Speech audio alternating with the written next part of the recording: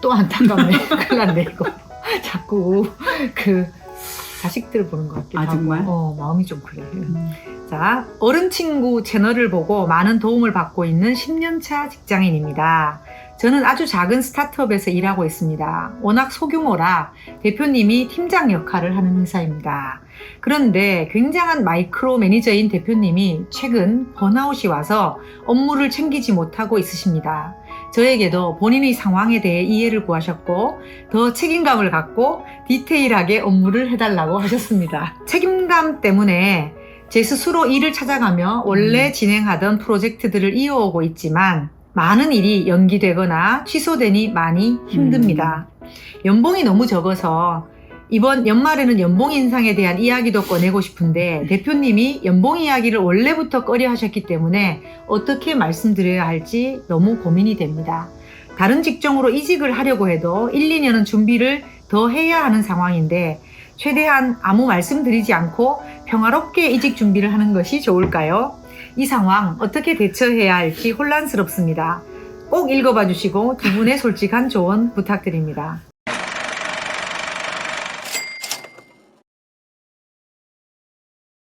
네, 일단 읽었습니다. 그리고 네. 저희 항상 솔직하게 조언 드립니다.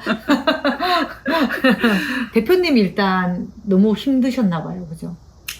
아니, 마이크로 매니징 하시려니까 힘이 드셨겠지. 그러기고 중소기업이고. 그러니까 신경 쓸 게 얼마나 많아요. 네. 정말 신경 쓸 거 많거든요. 그래서 이분이 본인이 번아웃이라는 걸 인정을 하시면 좋을 텐데 어떨지 모르겠네요. 조코치님한테 코칭을 좀 받으시면 좋을 텐데 안타깝네요. 저한테는 안 되고요. 네. 제가 너무 바빠서 지금 추가로 코칭을 못하는 게 저한테는 안 되지만 한국에 좋은 코치분이 굉장히 많으세요.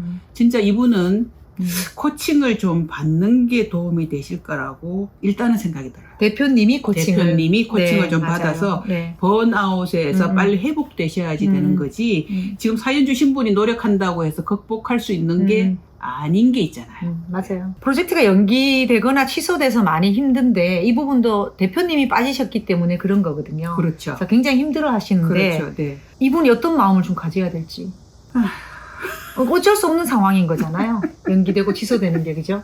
근데 너무 힘드신 것 같아요. 이거는 엄밀히 따지면 사연자분이 고민하실 포인트가 아니고 이 대표님이 고민하셔야 되죠. 왜냐, 내가 번아웃 와서 제대로 개입하지 못하고 제대로 결정을 못 해주는 게 회사에 타격을 줄 거잖아요. 그런데 이분이 지금 대표님 고민하지 않으시니까 대신 사회자님이 지금 고민하시는 거지 않습니까? 그래서 이 대표님이 어쨌든 자기가 이 상태로 계속 가면 안 돼 라는 어떤 좀 위기의식을 좀 가셨으면 좋겠다 하는 부분이고, 지금 이 상태에서 대표님이 결정해 주길 기다리는 거 저는 의미 없어요. 번아웃 됐다는 얘기는 정상적인 그 사고작용을 하기가 어렵다는 뜻이거든요. 네네네. 정상적인 인지행동, 그게 따른 의사결정? 냉철한 의사결정, 이거 자체가 잘 안 이루어지는 과정이 있거든요. 네네. 그래서 대표님의 결정을 기다리다가 내가 초조하고 이런 게 아니고 지금은 사연 주신 분이 결정을 먼저 하셔서 가부만 대표님한테 판단하게 해주는 게 그래도 빠른 해결책이라고 보여요. 그 해결도 빠르지만 또 생각해보면 이분이 굉장히 어떤 그런 중요한 의사결정을 독립적으로 할 수 있는 기회인 거니까 그렇죠. 이분의 역량을 높이는 데도 도움이 될 것 같거든요. 그렇죠. 저는 그래서 이거를 계속 이제 대표님이 해야 되는데 하지 말고 어쩔 수 없군. 그러면 내가 경영자라면 내가 대표라면 나는 이건 이렇게 결정할 수밖에 없어라는 생각이 분명히 있어요. 사연자님이. 그러니까 이거를 내가 최종적인 결정자라고 생각하시고 고민하시는 시간을 갖는 게 역량 개발에 엄청 도움되는 시간일 거예요. 아마. 네, 저도 스타트업에서 일했는데 그게 가장 큰 장점이었거든요. 그렇죠. 네. 근데 이분이 또 이제 연봉이 너무 적어서 연말에 연봉 인상에 대한 이야기도 꺼내고 싶은데 어떻게 해야 할지 고민이 많이 된다고 하셨거든요. 조코치님 생각은? 연봉 협상이 지금 마음이 이미 올라왔으면 하셔야 되는데요. 제가 좀 걱정되는 거는 시기를 잘 택하셔라. 지금 회사 일도 결정을 못하는 판이에요.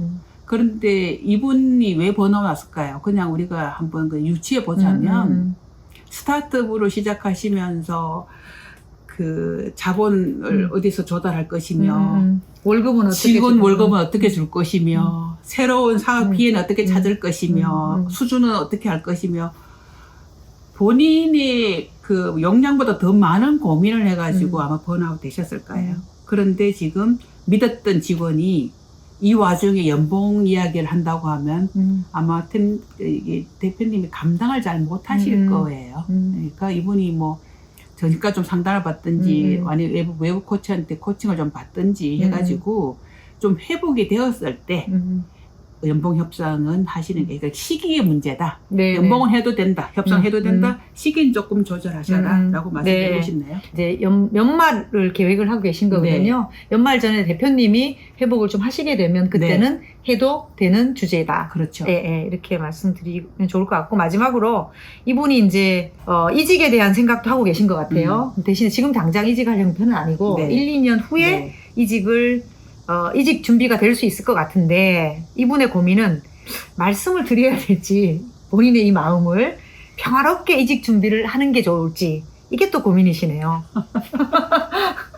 착한 거 아니에요? 착하네요. 네.